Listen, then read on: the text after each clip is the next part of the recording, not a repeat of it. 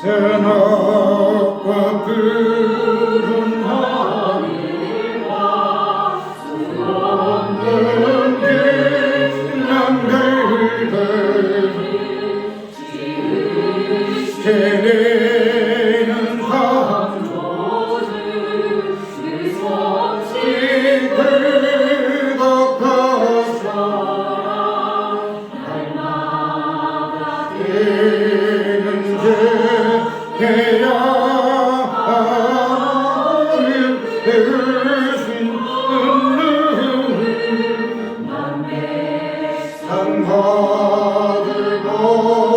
상받으라고 만마음을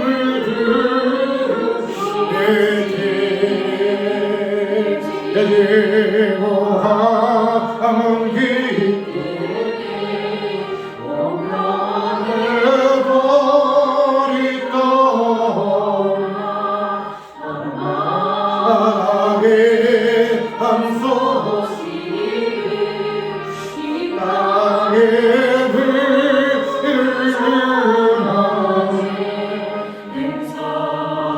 항상 모든들 때마다 얼굴한서 창조의 깊은 소재를 온 세상 멀리 하나에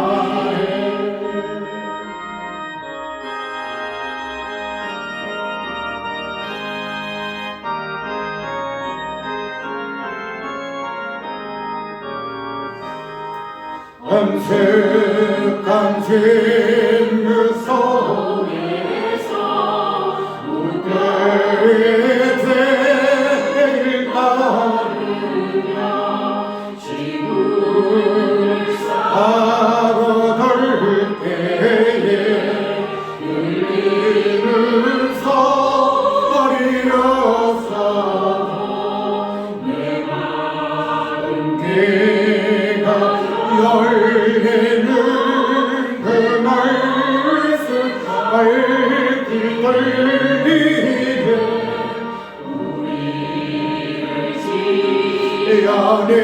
지어내시니 애들지 전부하나님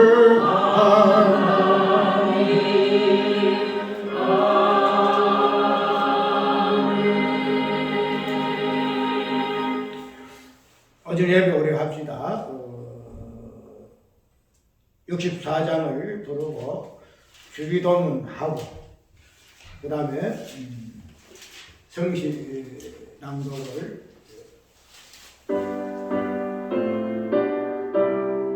64장 찾습니다.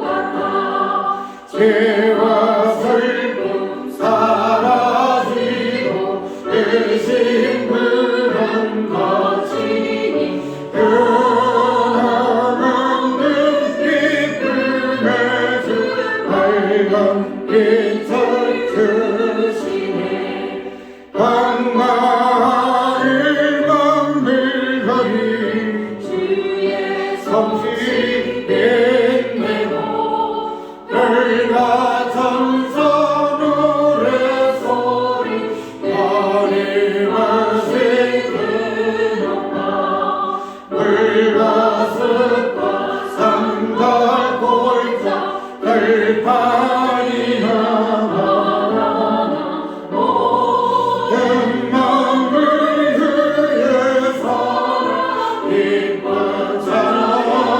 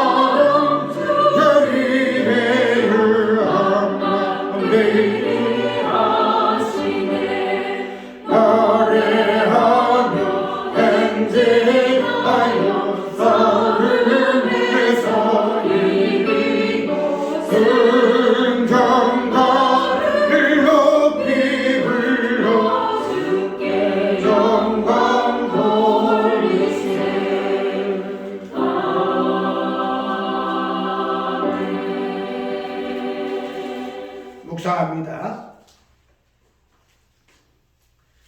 오라 우리가 여호와께 노래하며 우리 구원의 반석을 향하여 즐거이 부르자. 우리가 감사함으로 그 앞에 나아가며 시로 그를 향하여 즐거이 부르자. 대저 여호와는 크신 하나님이시요 모든 신위의 크신 왕이시로다. 땅의 깊은 곳이 그 위에 있으며 산들의 높은 것도 그의 것이로다. 바다가 그의 것이라. 그가 만드셨고 육주도 그의 손에 지으셨도다. 오라 우리가 굽혀 경배하며 우리를 지으신 여호와 앞에 무릎을 꿇자. 대저 저는 우리 하나님이시요 우리는 그의 기르시는 백성이며 그 손의 양이라.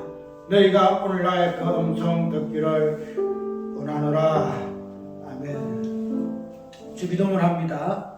하늘에 계신 우리 아버지 이름 거룩히 여김 받으시오며 나라의 임하옵시며 뜻이 하늘에서 이루어진 것 같이 땅에서도 이루어지이다. 오늘날 우리에게 일용할 양식을 주옵시고 우리가 우리 죄를 사하여 준 것 같이 우리 죄를 사하여 주옵시며 우리를 시험들게 하지 마옵시며 다만 악에서 구하옵소서.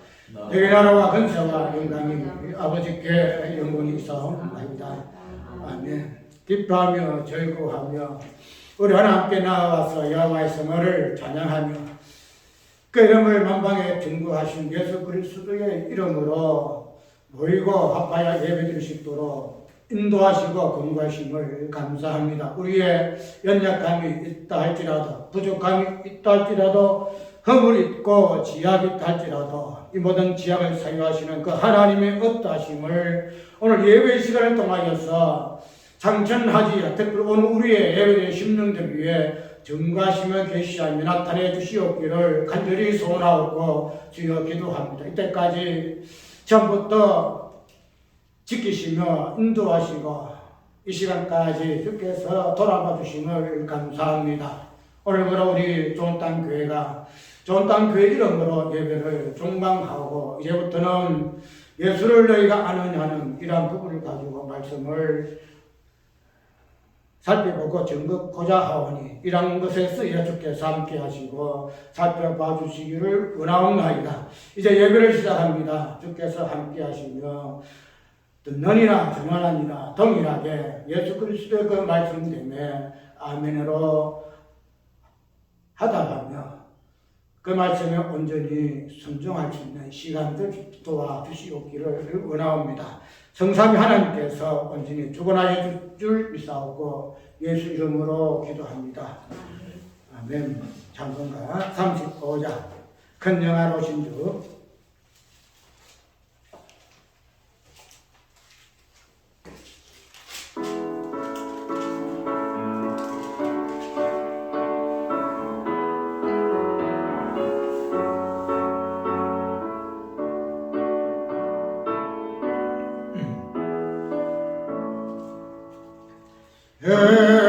은양하러 오신 주 이곳에 오셔서 이 몸을 다 들고 주의 성상을 사 대중의 항상 계시고 대중의 항상 계시고 그 영광 나가 안에서서 이 백성 기도와 너의 물들이 강림하더니 덮어주옵소서. 내 예수 드신 복을 주 예수 드신 복을 한 백성 되게 하소서.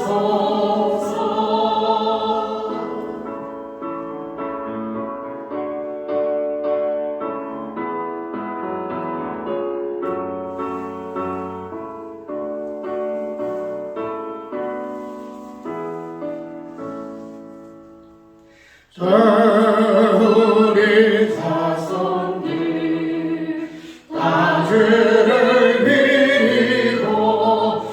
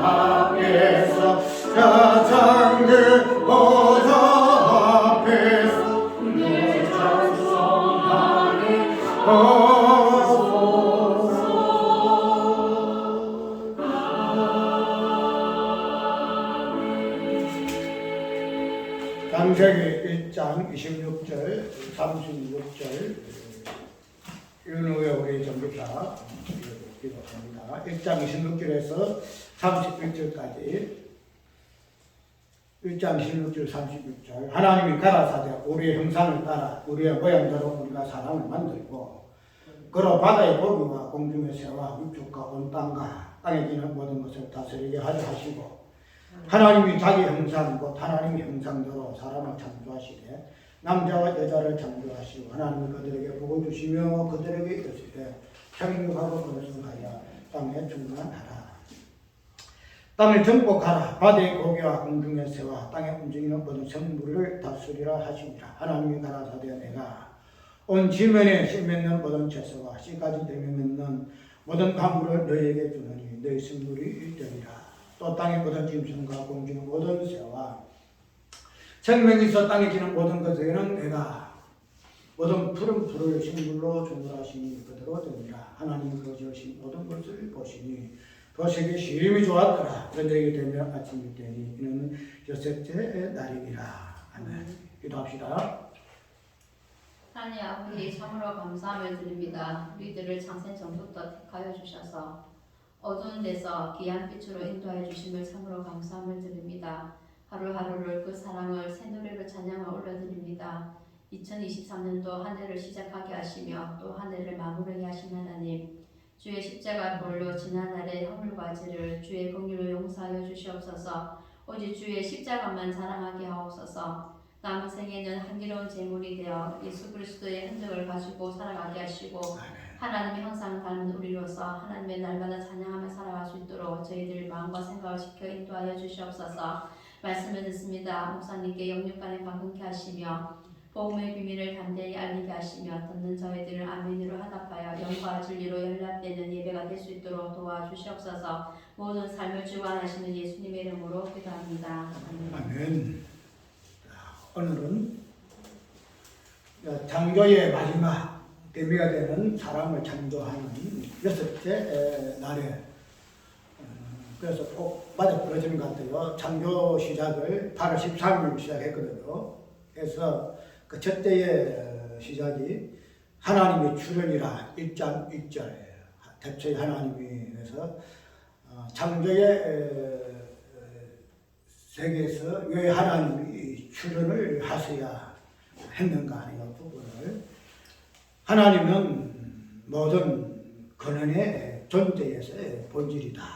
앞으로 창조할 모든 창조의 근원적인 부분에서의 그 본질로서의 그 하나님이시기 때문에 모든 근원, 만물의 근원 여호와 하나님이 언급이 되어야 할 것이다 라고 시작해가지고 쭉 읽었죠. 그 다음에 골로새서 천지 창조의 본질과 예수 골로새서 1장의 그 말씀을 가지고 했지요. 그 다음에 1장 2절은 땅의 본질과 그 성령 혼돈, 공허, 허감 이 부분이 만물의 근원적인 본질이다.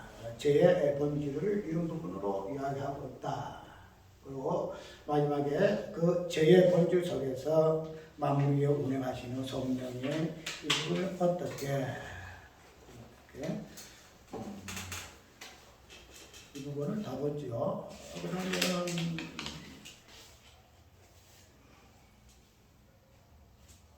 중간중간에 이제 다른 걸로 하다가 3절로 나갔죠. 하나님이 가라사대 빛이 있으라. 그래서 빛의 어떤 부분을 가지고 첫 창조의 시작을 하셨던 부분을 봤죠. 있음과 없음으로 본 창조의 이중성, 있음과 없음의 일체를 창조의 본질로 해석했다 하는 부분을 가지고 하나님 가라사대 빛이 있으라. 그래서 빛 가운데 어둠 이 부분을 가지고 이야기를 했고 그 다음에 또 인용을 보면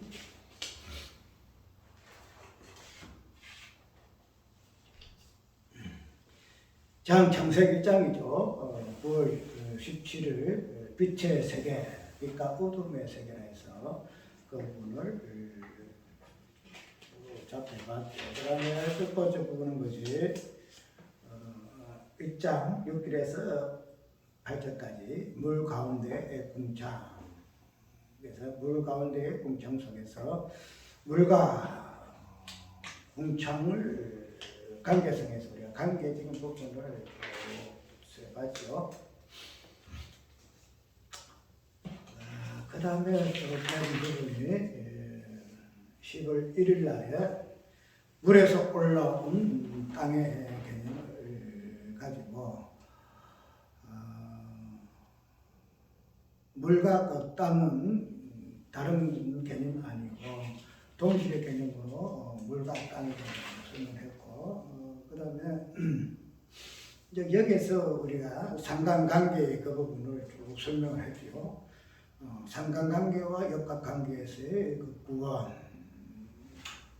했고 그 다음에 11절에서 13절까지에서는 그 땅의 열매 씨 맺는 채소와 가진 열매 맺는 갑옷 그래서 맺는 채소의 의미와 또 가진 열매 맺는 감옥으로서의 이방인과 유대인의 그 관계성 그 부분을 살펴봤고 그 다음에는 10월 29일 날에는 해와 달과 별들의 비밀 궁창의 강명이 있어서의 왜 하나님이 궁창의 강명을 하시고 그들을 주야로 나뉘하는 존재로서 삼으셨는가 그 부분을 그래서 징조와 사시와 일자와 연한이 어떤 의미로서 우리에게 주어졌는가 한번 살펴봤죠. 그래서 동서남북을 살펴보고 내천사라 살펴보고 징조에서 연의 세금을 살펴보고 그 다음에 연안에서는 천년과 하루의 개성에서 어떻게 하루가 천이 되어 천이 하루 되는가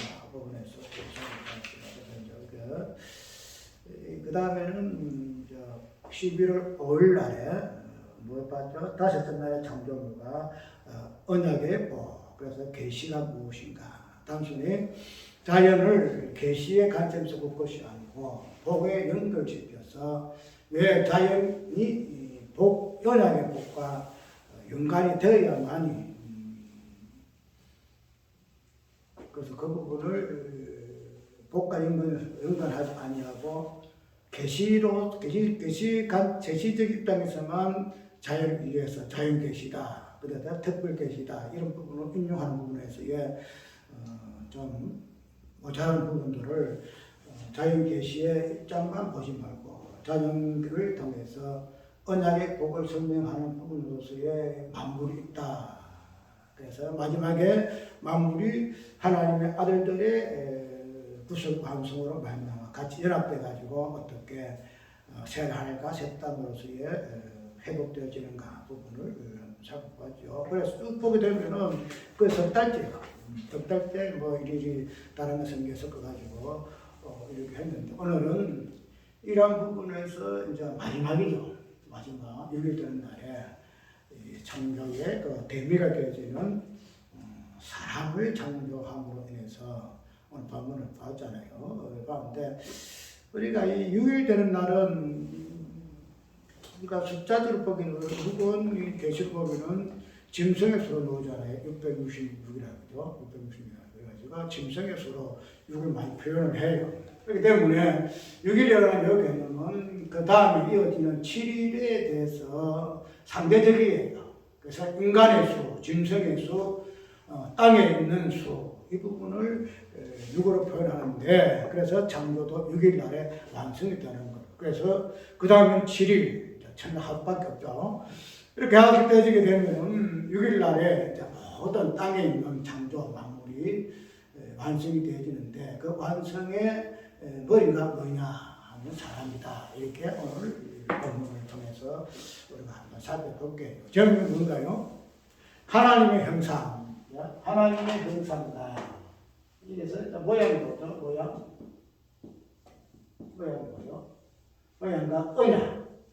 그 다음에 사람일지라도 단수가 아니고 이 부분을 남자와 여자로 해서 복수 관점에서 사람 이렇게 봐지는데 이제 하나님의 형상 우리가 다 알잖아요. 고린도 후서라는 골로새 보게 되면은 예수 그리스도는 하나님의 형상이다. 우리도 동일하다. 그래서 하나님의 형상이라는 말이 구속을 성취하는 부분에서의 어떤 표대를 보여주는 부분으로 하나님의 형상 이렇게 이야기를 좀 하고 있어요. 그래서 하나님의 형상이라는 표현은 자주 불을 하는데 모양은 다 나와요. 그 뒤에 앞에 지금 보게 되면은 아담이가 자기의 모양대로 형상대로 이렇게 좀 나오는데 저기 또 되게 되면은 이제 모양이라는 말은 거의 안 나와요. 모양이라는 말은 안 나오는데 그래서 우리가 이 하나님의 형상 그 다음에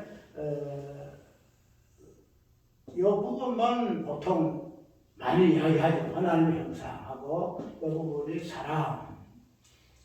그래서 예수 그리스도 사람이기 때문에 하나님의 형상으로서 사람 이 부분을 이야기하고 있어 가지고 언약은 이야기를 잘 안 해요. 하나님 형상하고 언약은 그냥 사람으로만 표현할 부분이지 정확하게 언약이라는 이 표현을 통해가지고 이거 이야기를 좀 안 하거든요. 근데 누차 이야기했듯이 나는 표현을 어떻게 하죠? 보통 우리가 이 창조의 어떤 이 개념을 창조 언약이라 설명하잖아요. 언약을 보는 사람들 입장에서 창조 언약이라 해요. 창조 언약. 언약이 하는데 나는 어떤 표현을 다르게 한다고 했죠. 언약 창조다 그랬죠. 언약 창조. 외국분의 뉘앙스 좀 다르다면 창조를 통해서 언약을 보여준다 할 것 같으면 어쨌든 언약을 통해서 언약을 유의하는 것은 창조의 매체를 통해서 언약을 유의하는 그 뉘앙스가 강하죠. 예, 창조가 앞에서 있기 때문에 언약을 서술한다는 거죠. 그런데 언약 창조를 하게 되게 되면 언약이라는 이 개념이 창조를 설명해요. 창조 언약을 설명하는 것이 아니고 언약이 창조를 설명하게 되긴다. 왜냐하면 창조가 목적이 아니거든요. 우리가 하나님이 창조가 목적이 아니에요. 무엇이 목적이냐면 언약이 목적이에요. 언약이. 그래서 이 언약을 중심으로 해가지고 성경을 진행하고 있고 그러고 만약 예수 그리스도 말미암아 성취적인 부분을 이야기하고 있기 때문에 이게 그냥 앞에 가고 뒤에 가고 하는 그 어떤 순수 조금 배열의 순수지만은 그러나 이걸 앞에 두느냐에 따라서 성경을 보는 개념 자체가 많이 달라져요.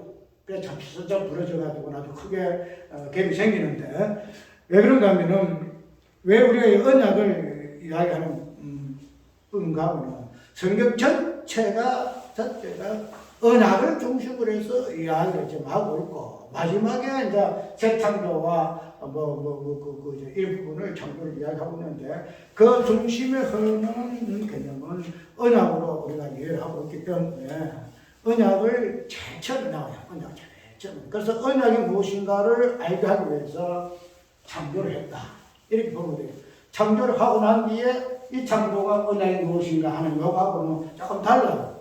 몰라. 생각의 나름이라 이렇게 하면 또 모르겠지만은 그러나 언약을 무엇인가 언약은 눈에 보이지 않잖아요. 그죠? 언약에는 단순하게 개념이잖아. 언약이다. 그런데 이 눈에 보이지 않는 이 언약을 눈에 보이는 이 사물을 통해서 창조의 세를 통해서 언약이 무엇인가를 설명하고 있다. 이렇게 보면 돼요. 그러면 큰 무리는 없어요. 큰 무리는 없는데 이제 그 방향성, 흐름이라는 것은 이 언약을 중심으로 할 수밖에 없죠. 왜? 모든 창조의 출발도 언약을 설명하기 위한 부분이 있기 때문에 그렇다는 거죠. 그래서 이런 부분을 보게 되게 되면은 오늘 이 1장 이 부분 사람을 창조하는 이 부분을 가지고 단순하게 하나님 형상과 모양이라는 이 부분만 그리고 사람이라는 이 부분만 가지고 연결해봐 이것만 설명해서는 너무 빠지겠죠. 왜? 뭐가 빠지죠? 언약이 빠진다는 거예요. 언약이 빠지면. 왜 그러면 이 언약이 지금 영향하는가 하면 우리가 창조 세계에서 처음부터 우리가 아까 1일부터 5일까지는 뭐가 창조되었죠? 마지막에 빛을 통해 마지막에 생물이 창조되죠. 생물 창조됐죠. 그 다음에 이런 5대까지 창조된 창조의 물을 통해 하나님께 복을 주셨잖아요. 생육하고 번성하고 충만해라 하는 요 부분. 생육. 우리가 이 개념을 언약으로 안 보는 것이 참 문제가 많아요. 생육하고 번성하고 그다음 충만하고 정복하고 통치.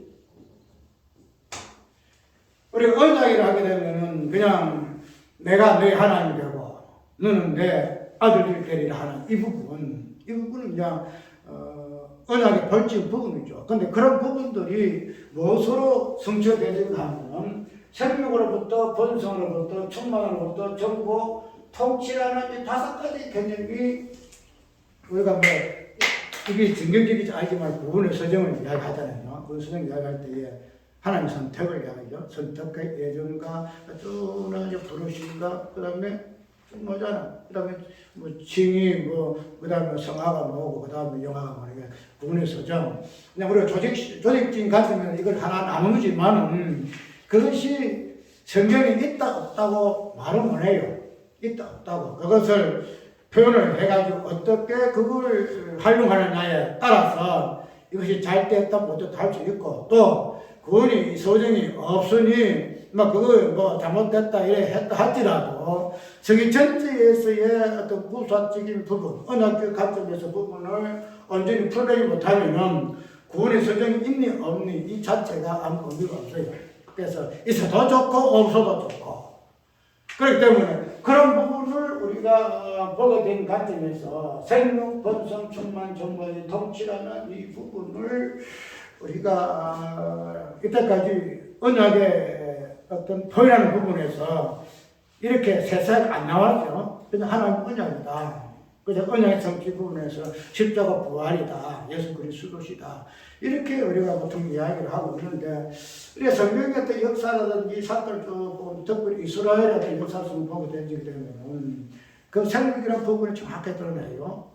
그래서 이제 우리가 이스라엘 백성들에게 하나님이 축복할 때에 생육하라. 그래서 여기로 들어갈 때에 생육이 중다하고 그래서 그 생육으로부터 세가지고 나중에 쭉 번성해서 그 다음에 가나안 땅에 들어가 정복하고 가나안 땅에서 정복과 통치 역사가 일어나고 왕의 역사가 일어나고 개념이 오잖아요. 통치. 그렇기 때문에 이스라엘의 어떤 그 역사성을 훑어봐도 이 5가지 개념이 하나하나 연결되어가지고 언약은 성취되는 걸로 이야기를 좀 하고 있어요. 그렇기 때문에 이런 부분을 이스라엘 역사에부터 시작된 거 아니잖아요. 어디서부터? 지금 창조 세계에서부터 이 부분이 거론되고 있다는 거죠. 생육하라, 번성하라, 충만하라. 그 다음에 정복하라, 통치하라. 그래서 이 생육을 마지막 5째 날에 하나님 주신 언약의 복이 그러니까 생육, 번성, 충만이라 이렇게 저번에 이야기했죠. 충만이다. 그런데 5째, 6째 다른 날에 사람한테 주는 언약의 복은 다르다 그랬죠. 그래서 자연 계시에서 준 언약의 복하고 또 특별 계시, 즉 사람에게 준 계시에 준 복하고 그 차이점은 아까 설명했죠. 차이점이 이거예요. 정부하고 통치 요구는 자연 계시에 준 것이 없어요. 그냥 주지 않았어요. 그런데 자연 계시 준 거는 생육, 본성, 충만. 특별 계시, 즉 사람에게 주는 이 계시는 뭐예요? 복은 정부가 통치라는 복이. 이게 차이점이에요. 이게 차이. 그래서 이 부분을 오늘 우리가 다뤄야 돼요. 왜 하나님의 형상이나 이 부분에서 그냥 사람이라는 이 부분 가지고 이야기해서 안 되고 이 부분이 형상에서 언약이 어떻게 설명되어지고 이 부분에서 언약이 사람인데 남자와 여자의 관점에서 정복과 통치의 개념이 완성이 되어지는 그런 부분 이 부분들이 짝이 맞춰야 오늘 이 언약의 관점에서 이 창조의 세계를 해석하는 그 부분이 정확하게 설명이 되어져요. 그런데 내가 우리 안성 어디야 안양하고 그게 일목사였던 그 부분을 내가 어떻게 한 건지 내가 다 보거든요. 보는데 우리 이거 지금 우리는 예배 때 행태 때지만 성경을 공부하는 시기죠. 성경 공부하고 가정 걸어한다. 말씀이 선포된 맛이 이미 깨닫지는 것이 예배예요. 거기서 제가 얻어가 드러나기 때문에 뭐 고용 방법과 가르치는 어떤 형식에 아니면 선포하는 형식에 따라서 설교냐 아니면은 뭐 가르치는 거냐 이렇게 나는 것도 없어요. 가르치는 형식을 통해서도 예배가 가능하고 그냥 단순히 설교식으로 선포하는 식으로 해도 예배는 가능하고 그래가지고 뭐 예배니 뭐 이렇게 할 필요가 없죠. 그래서 우리가 거기서 보게 되면은 이 보통 우리의 개념을 우리의 형상대로 이랬거든요. 우리의 형상을 따라 우리의 모양대로 이래서 사람이 이제 지어심 받죠. 지어심 받는데 우리가 이 부분을 이야기를 할 때에 보통 어떻게 이야기를 해요? 우리의 개념을 복수의 개념으로 엘리언에서 복수의 개념으로 우리 창세기 1장 1절에서 복수의 개념 나와요. 그런데 복수의 개념을 우리라 이렇게 이야기해가지고 여기에서 뭐가 나와요? 여기서 삼일체 개념이에요. 삼일체. 우리는 복수잖아요.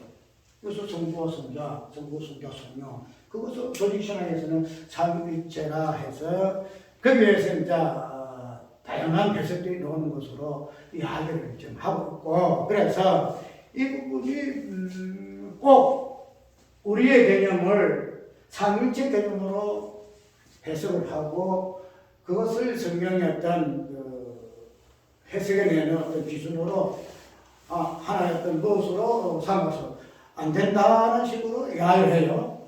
그런데 그래서 하나의 어떤 우리라는 것은 설명이 그래요. 우리라는 것은 하나님께서 예수 그리스도를 통해서 우리를 하나 되게 하는 관점에서의 우리를 이야기하고 있고 그걸 의미하는 바다 이렇게 이야기하고 있어요. 그래서 전부 하나님께서 성자 하나님을 통해서 우리를 자기와 연합시켜서 여기서 우리의 개념이 나온다 이렇게 이야기를 해요. 그런데 이게 아니다. 왜 아니냐 하면은 그런 부분에서 우리가 우리의 개념을 복수 개념을 볼 것 같으면은 그것은 성부 하나님과 우리의 어떤 관계를 통해서 이 복수의 개념이 나오는 것으로 해석이 되게 되면은 여기서 뭐가 빠져요? 내 철저하게 성부와 성자의 그 천상세계에서 관계성이 깨져버려요.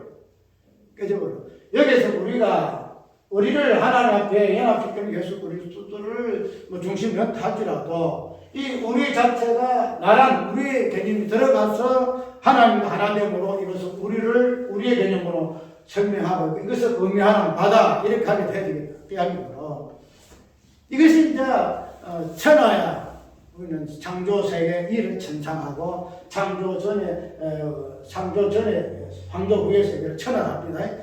천하 세계에서는 이 부분이 가능해요. 그런데 모든 것은 천상 세계에서 계시되어지고 이것이 현실화되어졌기 때문에 이 우리의 어떤 관계에서 복수성을 천하의 개념 속에서 우리가 예수 그리스도와 연합되어 하나님과 하나 되어서의 그 부분을 우리의 개념으로 의미한다라고 하게 되게 되면 근원적인 부분에서 성부와 성자의 관계에서 우리의 개념이 빠진다 이 말이죠. 빠져버려요. 그러면은 그런 관계성에서 성경이 없느냐? 알잖아요. 예수님도 성부 아버지와 나는 아들이다. 관계성이 하고 성부 이야기하고 성자 이야기하고 자기 다시 불러서 자기 자신 성부 아버지가 복종하는 것으로 아들이 복종하는 것으로 그래서 아들과 아버지의 개념 자체가 개념이 뭐 성경 전체에 있어요.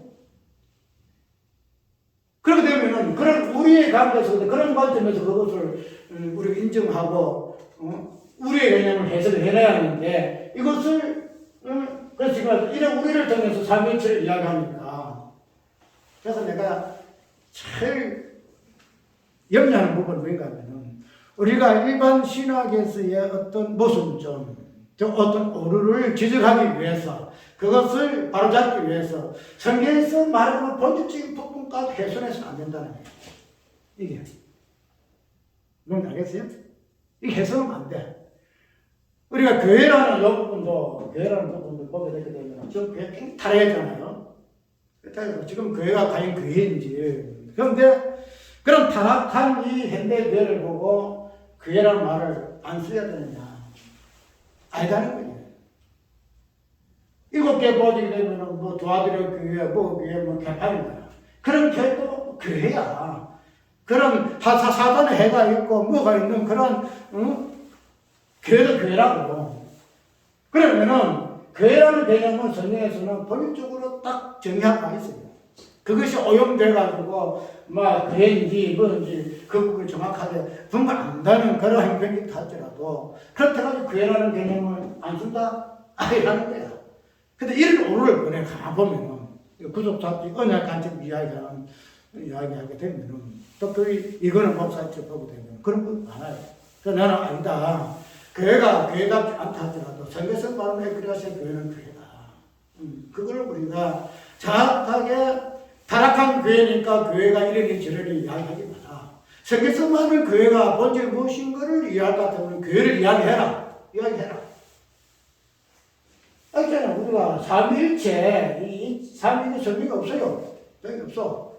근데 이거를 어떤 신학적 개념으로 표현하다 보니까 이런 표현이 나온 거야. 그래서 이런 표현을 통해가지고 성경이 오류가 생기고 잘못해서 가서 오늘날에 참지안에 변했다. 이걸 말하기 위해서 그런 적인 부분에서 성부와 성자의 우리의 개념을 깨뜨려서는 안 된다는 거야. 깨뜨려서 안 돼. 내가 하면 분명 지적할 거야. 이러지 마라. 그래서 그런 부분을 오늘 내가 지적하고 싶고, 그래서 우리의 행사를 따라 우리의 모양대로 우리가 무엇을 짓고 사람을 짓고 사람을 만들다 이렇게 이야기합니다. 그러면은 오늘 살펴볼 부분은 아까 이 우리의 어떤 부분은 성부와 성자의 관계성에서의 본질 부분을 설명하는 개념이다. 단순하게 그것을 신학 관점에서 삼위일체라는 말로 표현했지만은 삼위일체의 이 부분의 근원적인 부분은 우리의 복수 개념, 성부 하나님이 왜 성부 하나님으로, 왜 성자 하나님으로, 왜 성령 하나님으로 계셔야 되는가? 단순한 관계가 아니잖아요. 내 저번에 했죠. 그거는 관계다. 성부가 성자 되고 성자가 성부 되고 이 부분을 성령 하나님께서 어떻게 확정하고 증거하시는가? 이 부분이 관계성이에요. 이 관계가 깨지면 절대 하나님 될 수 없다는 거죠. 성부가 성자 안 되면은 성부 될 수가 없고, 성자가 성부 안 되면 성자 될 수가 없고, 이런 관계성을 보아서 우리의 개념을 이해하고 여기에서 최대한으로 간결하게 설명하고자 하는 것이 삼위일체라는 개념이에요. 그래 이것이 성경이 없다. 성경이 없다. 성경이 없지. 근데 그런 성경에 단어가 없다는 이 부분 가지고 본질적인 부분에서 무엇을 말하고자 하는 그 본의적인 부분을 이런 식으로 무시해 가면서 이렇게 해서는 안 된다는 거죠. 이제 우리가 일단 우리의 형상에 따라 우리의 모양대로 이 부분은 신학에서는 삼위일체적인 부분으로 어쨌든 부족하지만 설명했지만, 그러나 이 우리의 형상과 이 모양 그 자체가 성부와 성자의 어떤 하나님의 본질적인 부분을 의도하는 바고 설명하는 부분이기 때문에 그걸 오늘 사람을 만드는 데에 사용했다는 거죠. 그 부분을 사람을 만드는 데에 서술했다는 거죠. 그러니까 우리는 사람이라는 것은 하나님의 우리라는 요 개념 속에서 따라 우리의 형상 따라 그 다음에 대로 요 개념이 있다는 거죠. 형상을 따라서 모양 대로 이렇게 이야기한다는 거죠. 우리가 이게 좀 두 개로 나누었잖아요. 형상은 형상이고 뭐 모양은 모양인데 왜 형상과 모양을 이렇게 표현했을까 하고 되게 됩니다. 이 형상이라는 것은 설계를 이야기할 때죠. 설계. 우리가 집을 지을 때 설계도를 진짜 설계를 하잖아요. 그 설계를 한다 하는 의미와 그 다음에 설계도로 뭐 하죠? 집을 짓지요. 4층으로 설계했으면 4층대로 우리가 건물을 지어요. 그러면은 형상이라는 것은 지금 하나 설명하는 설계도. 하나님의 어떤 그 모양의 설계도예요. 모양 설계도. 그 다음에 형상 따라서 모양이 나와요. 그런데 형상이 구체화된 것이 모양이거든요. 모양. 그렇기 때문에 아까 이야기했던 우리가 형상은 자주 이야기를 해요. 형상은 예수 그리스도 하나님 형상이고 우리도 그리스도의 형상을 닮아간다는 거. 형상은 이야기하는데 모양은 이야기 잘 안 되겠죠. 왜? 모양은 본질적인 부분이에요. 모양은. 형상은 설계도. 그래서 어떤 모양을 위해서 하나하나 그려나가는 어떤 이미지 부분을 보는 것이 형상이에요. 그 하나님입니다. 그런데 모양은 하나님의 본질에 속한 부분이에요. 그래서 우리는 그 모양의 어떤 부분까지는 가지 못해요. 그래서 모양이 빠지는 거예요. 모양 빠지고 형상을 중심으로 해가지고 모양을 닮아가는 식으로 이야기를 하고 있다. 이렇게 보면 된다는 거예요. 그래서 이러한 관점에서 오늘 우리 인간의 부분을 볼 것인데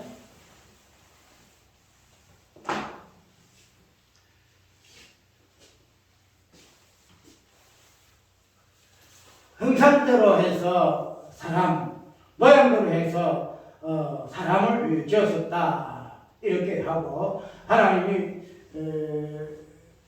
무엇을 지었죠? 복을 주었죠. 복을 주었다는 거죠. 그래서 이 복 자체를 오늘 언약이라는 관점에서 우리가 해석을 해내는데 이 언약이라는 이 복의 지형적으로서의 정복과 통치의 개념 속에서 사람을 만들었다는 거죠. 사람을. 그래서 우리의 형상과 우리의 어떤 모양이라는 이 개념 속에 뭐가 들어있는가 하면 언약의 개념이 들어있어요. 언약의 개념. 특별히 여기에서는 언약의 복의 두 가지를 더 쓴것에서 정복이라는 그 다음에 통치라는 이 개념을 넣어서 사람한테 복을 허락했다는 거죠. 복을 해요. 그래서 하나님 우리라는 이 개념 속에서는 언약의 복이 들어있어요. 언약의 복이 들어있는데 이 언약의 핵심이 되어지는 정복과 통치라는 이 언약의 복을 담아서 이 우리의 개념에 하나님의 형성이 되어지는 거예요. 너무 어렵게 들어가지고 저는 엉뚱한 짓을 지금 하고 있는데 이것이 성경의 맥을 따라서 하는 부분이에요. 그냥 단순하게 하나님이 그냥 우리 성부 하나님, 성자 하나님 그랬던 복수 개념으로서의 부분을 설명해서 우리라 하지 아니하고 이 우리의 관계 속에서의 언약을 빼낼 것 같으면은 이 언약의 핵심적인 부분이 이 정복과 통치라는 이 부분이 중심이 되어져 있고 이것이 하나님의 관계 속에서의 우리의 개념으로 하나님 되심이 있다 이 말이 돼요. 그래서 그걸 따라서 우리가 사람을 하나님께서 지었었다 이렇게 이야기를 좀 한다는 거죠. 그러면은 우리가 이 복이라는 언약의 복이라는 이 부분이 정복과 통치라는 개념으로 정확하게 들어가는데 그 전에 텔레비를 보니까 이스라엘이 가자지구를 거의 점령하다시피 하고 있잖아요. 거의 뭐 초토화시키고 있는데 그 총리가 하는 소리가 우리가 가자지구를 정복하고 통치하려고는 안 한다. 일단 표현을 하더라고. 정복과 통치라는 표현을 쓰더라고. 그래서 정복이나 정맥이나 같지만은 어쨌든 그들의 입장 속에서 정복, 통치 이 개념을 가지고 가자지구를 어떻게 할 거냐. 그래서 다른 나라들은 이스라엘이 정복해서도 안 되고 통치해서도 안 된다. 이렇게 지금 반대를 하고 있거든요. 근데 이스라엘의 근원적인 목적은 정복과 통치예요. 그들의 입장에서는 그들은 이런 것들을 통해서 그들의 이스라엘의 그 정체성을 자기들은 확인을 해요. 정복과 통치가 없으면은 그들의 정체성 자체가 형성이 안 돼요. 다 그걸 하겠지만 이 정복과 통치가 이스라엘 백성들의 하나님 주신 무슨 복이에요? 언약의 복의 본질이기 때문에 그들의 이스라엘의 역사 속에서는 항상 정복과 통치가 중심입니다. 정복하느냐 통치하느냐. 그 이스라엘 나라가 과연 건국이 되느냐 마지막에 성경적으로 하나님의 나라가 서느냐 천국이 서느냐 이것 점에서 정복과 통치의 개념이 중심되어 있어요. 그렇게 되면은 오늘 우리가 첫 창조석에서의 인간에게 주신 이 언약의 복도 뭐가요? 정복과 통치를 벗어날 수가 없다는 거지. 정복과 통치를. 그래서 이 정복과 통치의 이 개념 자체가 단순하게 언약이라는 5가지 개념으로 통해서 표현되어지는 것이 그게 수술이에요. 그게 설명이에요. 그런데 그런 언약을 5가지를 온전히 언약이 무엇인가 하는 부분을 드러내는 존재가 누구냐면 이 사람입니다. 그래서 우리 알잖아요. 예수 그리스도는 언약의 성취자로 이 이야기해요. 사람이 우리에 대해서 예수부터 성취를 이야기한다는 거예요. 그러면은 언약이라는 건 무엇인가 하는 것은 최종적으로 언약은 생명이 무엇이고 번성, 충만, 정복, 통치가 무엇인가 하는 부분을 자꾸 해설해내고 설명해내는 존재가 사람이다.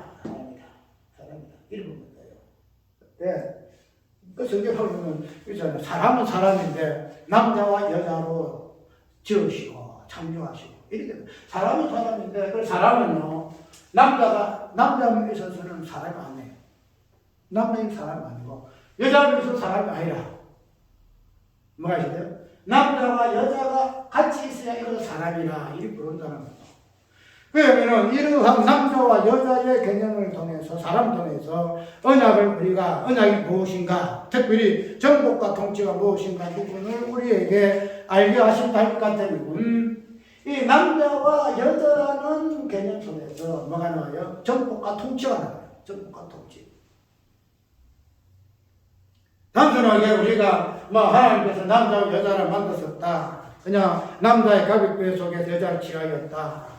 그래서 뼈 중에 뼈요, 살 중에 살이라 이런 부분을 남자 여자의 관계를 서술하고 설명하고 있으나 그런 부분에서는 남자가 쉽게 말해 아담을 왜 하나 장면을 가서서 그 가격배에서 여자를 취하였을까? 그냥 돈론 백필을 가지고 보통 설명하고 있잖아요. 그런데 그렇지 않다는 거죠. 처음에 하나님이 남자와 여자를 5째, 6째 날에 창조하실 때 그 표현 그대로 사람을 창조하셨는데 그냥 남자 아담만 짓지 아니하시고 뭐 하신다? 하와도 같이 창조하시는 그런 부분으로서의 사람으로 표현하고 있다. 남자 여자 표현하고 있다. 그럼 그러한 부분을 가지고 우리는 사람, 즉 하나님이 아담의 가르침을 통해서 여자를 만드신 그 근원적인 부분을 우리가 이해가 돼요. 그 뒤에 부분은 이제 이가지고 갈비를 창조해가 여자를 창조해가지고 돕는 백비를 짓고 뭐 이렇게 쭉 나오는데 6일 되는 날에 사람을 지으시고 남자 여자를 지으시고 복을 주셨다 하는 이 부분을 우리가 사람이라는 존재가 무엇이며 특별히 사람을 통해서 언약을 설명하고자 하는 정복과 즉 생육에서 통치까지 이르는 이 언약의 본질이 복이 무엇인가 하는 부분을 잘 설명해내야 돼요. 설명해내야 돼요. 남자와 여자를 통해 생육 시작하지만 생육 번성도 해주고 충만도 해주고 정복도 해주고 통치도 해주고 그거는 일반 생물학적으로도 우리가 이해할 수 있는 그런 부분이잖아요. 그런데 어쨌든 그러한 부분이 오늘 언약의 복을 그들에게 줬었다 하고 명하시고 사람을 만드신 부분을 우리가 이해하는데 사람에게 주어진 이 정복과 통치를 우리가 그냥 언약이라는 이 부분에서 보게 되진 정복과 통치 그것이 또 다양하게 관계성을 통해가지고 특별히 역사를 통해서 또 특별히 또 뭐가 있어요? 나라의 개념 속에서 어떻게 나라가 정부가 통치가 있어야 국가 개념이 형성되어진다는 부분까지도 우리가 설명을 할 수 있겠죠. 기본적으로 해주겠죠. 그런데 그러한 큰 틀에서의 어떤 부분을 정부가 통치를 이야기하기 전에 이 정부가 통치는 근본적인 부분에서 어디에서 이루어진다? 언약을 온전히 설명하고 드러내는 사람이라는 이 개념 통해서 드러난다는 거죠. 국가 개념에서 통치와 다스리고 정복도 있지만 근원적인 본질 부분에서는 이 사람, 남자와 여자라는 이 관계 속에서 드러나요. 정복과 통치. 자, 우리가 지금 어느 시대 살고 있죠? 유성상위 시대죠. 유성상위 시대. 옛날에 조선시대만 해도 여자가 뭐 성이 없잖아요. 그래가지고 남자가 그래서 남존 여비를 해가지고 여자가 비춰나가 남자는 종교 해가지고 말이 많았잖아요. 그래가지고 이때까지 여자는 그냥 엉뚱한 삶을 살았는데 이제는 그게 아니다. 똑같다. 평등하다. 성경에서 평등한 거 왜 우리가 사상을 가지고 남자는 종교, 여자는 비춰 노예같이 이런 식으로 취급해야 하느냐. 그래서 개혁이 나잖아요. 그래서 여자와 남자 동등하다. 아니 능력으로 볼 것 같으면 여자가 더 울등하다. 그래가지고 지금은 남자 여자에 그게 없어요. 똑같이 평등해요. 그런데 우리가 남자 평등 이 부분을 우리가 어떤 물리적인 관점에서 성적인 성별의 관점에서 이것을 볼 것이 아니고 성경의 근원적인 부분에서 이 부분을 살펴봐야 돼요. 그 부분에서 특별히 언약의 복이 정복과 통치가 왜 남자와 여자라는 관계 속에서 이 부분이 주어지고 설명하게 했었는가 하는 부분을 보게 되게 되면 결코 남자 여자 관계는 정복과 통치의 평등이 아니에요. 맞죠? 어찌 정복과 통치가 평등해요? 힘 있는 자가 정복하고 통치하는 것이지 힘 있는 자는 정복당하고 통치당함을 다스림 받는 것이 우리가 일반적 상식이잖아요. 절대 평등이 아니라. 그러면은 하나님께서 주신 언약의 복이라는 것은 처음부터 끝까지 가요. 세상도 완성되지는 그날까지 가지는 되는데 그런 언약의 복, 남자와 여자의 언약의 복의 정복과 통치로서 표현되지는 이 부분이 지금은 어디래요? 변질되죠. 굉장히. 그래서 남자보다 여자가 똑같다. 그냥 차별은 지금 시대가 어느 시대인데 그따위 소리를 하느냐 하면서 그래서 여자가 목사되죠. 맞죠? 여자가 목사돼요. 예. 여자도 남자 머리에 암수할 수 있고, 왜 남자가, 여자가 얼마나 더 잘하는데, 신방도 잘하겠다, 상담도 잘하겠다, 사근사근 하겠다, 안 해요. 참 이런 소리를 들었지만, 여자 목사 보려고 남자도 가는 많아요. 또 남자 보려고 남자 목사 보려고 여자 가는 것도 많고, 그런 상황이야. 그렇기 때문에, 이런 부분에서 평등을 부르짖는다는 것인데, 단순히 이 평등이라는 개념은 로마서에 보게 되면 재근원이에요. 재근원. 무슨 말인가 하면 우리가 마지막에 타락하게 되면 어떻게 돼요? 남자와 여자가 영리를 쓰죠. 남자와 여자.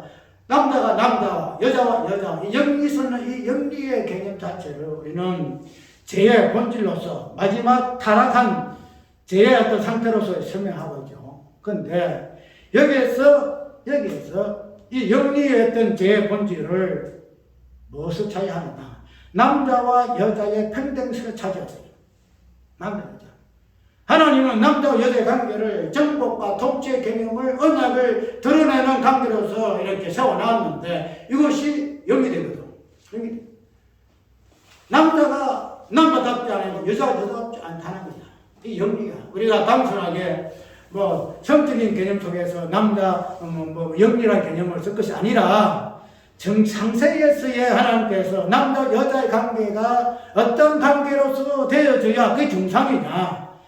정복과 통치 개념이 온전히 남자, 여자의 관계를 통해 드러나야 그게 정상이에요.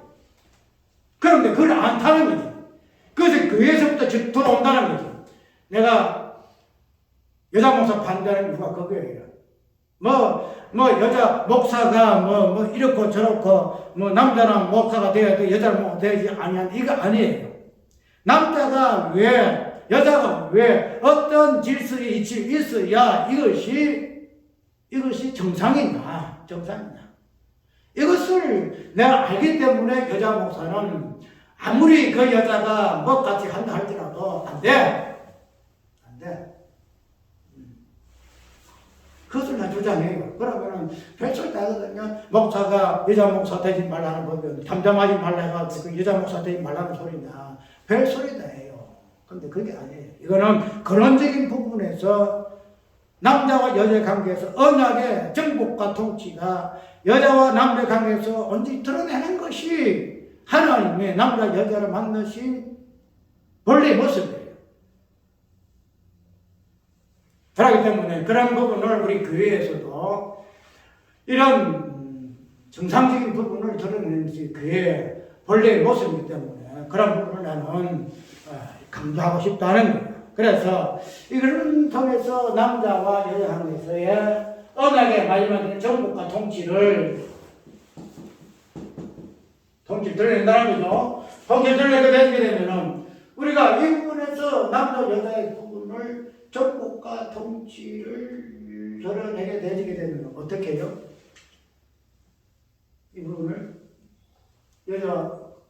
우리가 보통 평등을 이야기할 때 주장이 뭐죠? 평등. 왜 남자 여자 평등해야 하느냐 하는 그 주장의 근본적인 이유가 뭐예요?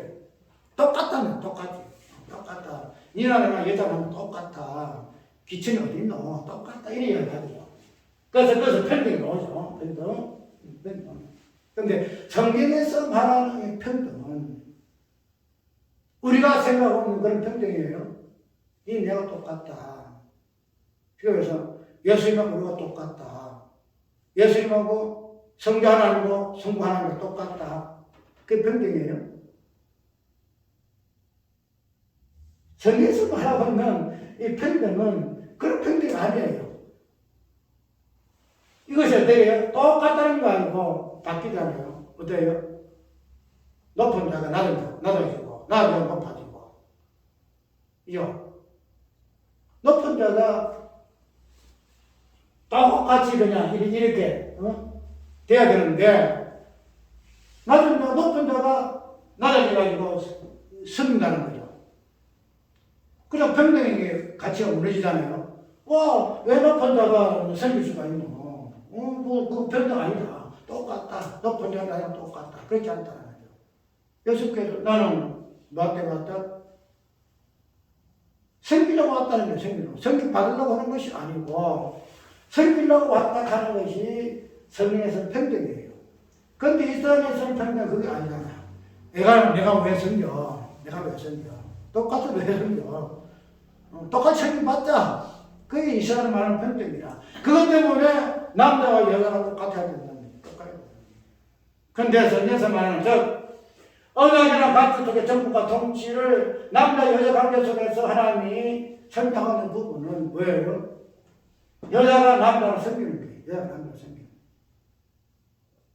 남자가 정복하고 통치한다는 거예요. 그러면 남자가 당신 여자를 갖다 그냥 내가 힘이 있으니 여자니까 세게 발로 붙대고 대접반 해주고 후드로 펴고 여러 가지 정복이에요? 아니잖아요. 정복 어떻게 하죠? 통치를 어떻게 하죠?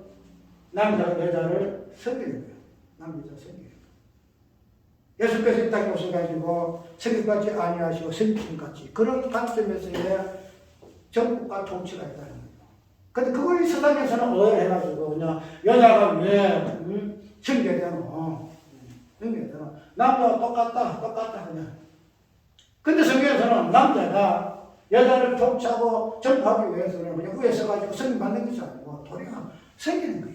섬길 때에 이것이 정복과 통치의 개념이다. 이것을 드러내기 위해서의 사람, 남자와 여자가 있다는 거예요. 이것을 우리는 성경 전체에서 국가 간에서도 하나님 나라는 이스라엘 나라는 아까 이스라엘 가다 죽으라도 우리는 정복하고 통치하기 위해서 하는 것이 아니다 하면 권리는 그렇게 목적이에요. 그래 하고 있어요. 그래서 이 세상 나라는 그래 하나님 나라는 그게 아니잖아요. 하나님 나라는 그렇지 않다.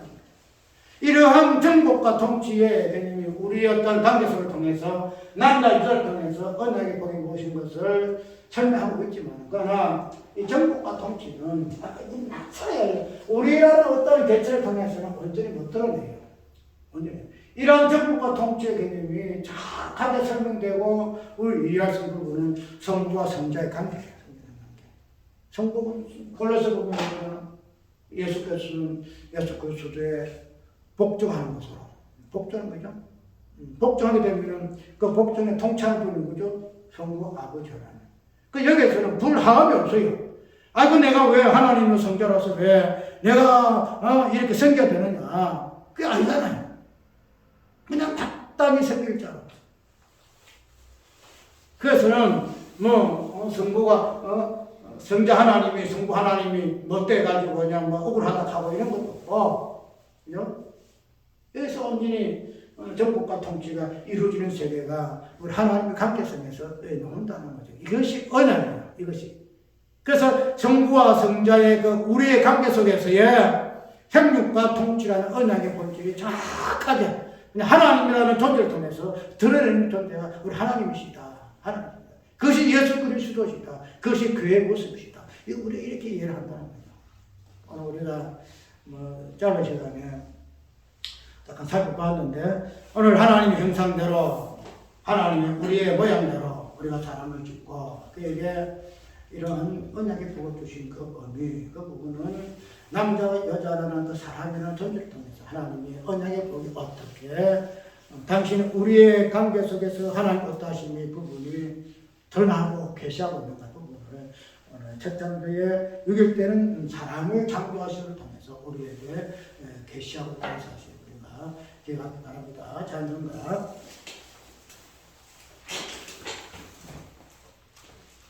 251장 찬송.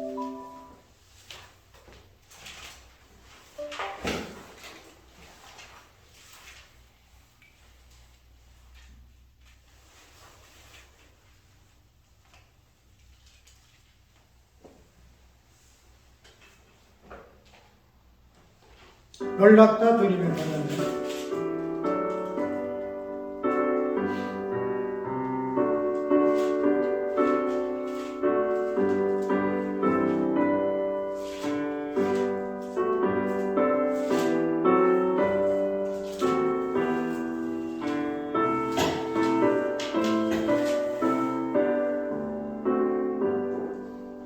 놀랍다 주님의 권한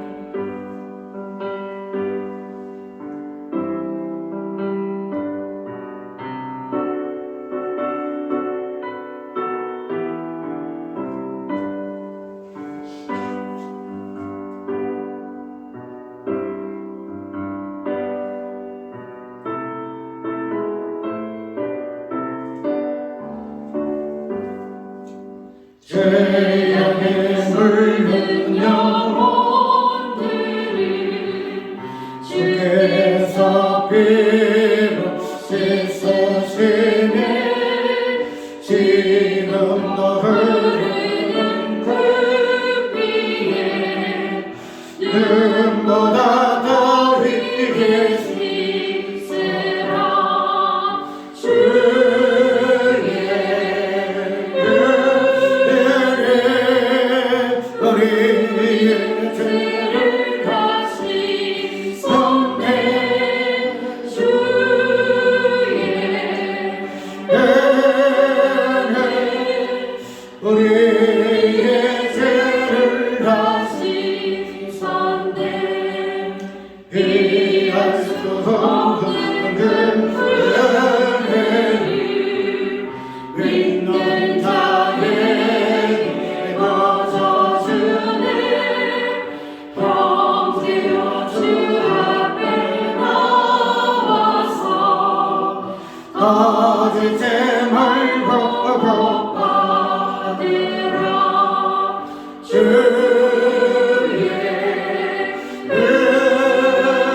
은혜를 우리의 죄를 다시 쏟네 주의 은혜를 우리의 죄를 다시 쏟네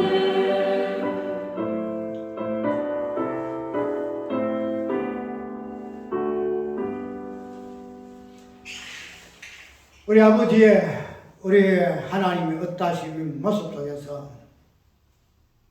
정복과 그 통치의 언약의 복이 어떻게 출발하고 어떻게 성취되어지는가 하는 부분을 우리에게 오늘 창조의 6번째 사람을 창조하신 모습을 통하여 우리에게 보여주서 사옵나이다.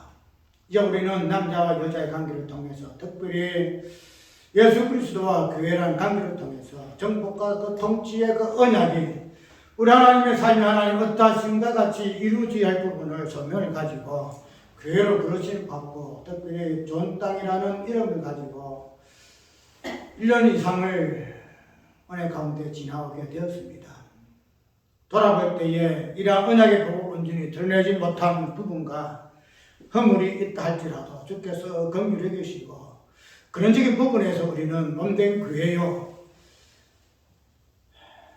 하나님과의 우리의 어떤 관계를 가지고 우리의 존재를 설명하는 그러한 존재인 것을 우리가 깊이 있게 이해함으로 말미암아 이제 우리의 교회의 본질적인 의미가 어디에 있다는 것을 깊이 있게 통찰함으로 말미암아 비록 우리 좋은 땅 교회의 간판은 없다 할지라도 본질적인 부분에서 이 부분은 영원토록 계속 있을 줄 믿사오니 이러한 언약의 본질을 따라서 몸된 교회가 예수 그리스도께서 오실 때까지 쉼없이 나아갈 수 있도록 도와주시옵기를 간절히 소원합니다.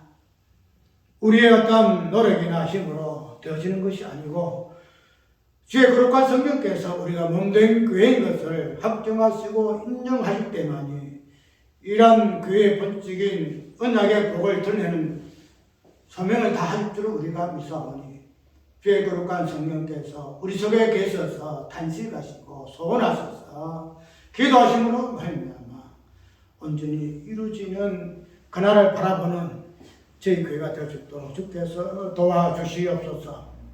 이제 어떤 형태로 우리가 이 교회를 이끌어갈 줄 우리가 모릅니다. 다양한 모습 속에서 주의 어떠하심을 따라 우리가 달려갈 구조 하오니 주께서 함께 해주심으로 말미암아 이 교회를 통해서 이루고자 하신 하나님의 온전한 뜻을 온전히 다 이룰 수 있는 교회 될 수 있도록 주께서 은혜의 은혜, 복의 복을 열어주시옵소서. 이러한 은혜와 복 축하하기 위해서 이 땅에 오신 예수 그리스도의 그신 은혜, 이것을 이루기 위해서 아들을 이 땅에 보내신 우리 아버지의 한이 없으신 그 사랑하신가, 이것을 온전히 우리에게 알게 하시고 깨닫게 하기 위해서 우리 속에 역사 내재하시는 성령의 일하심이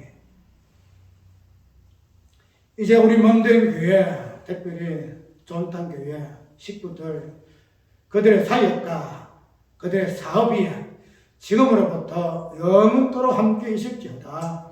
아멘. 감사합니다.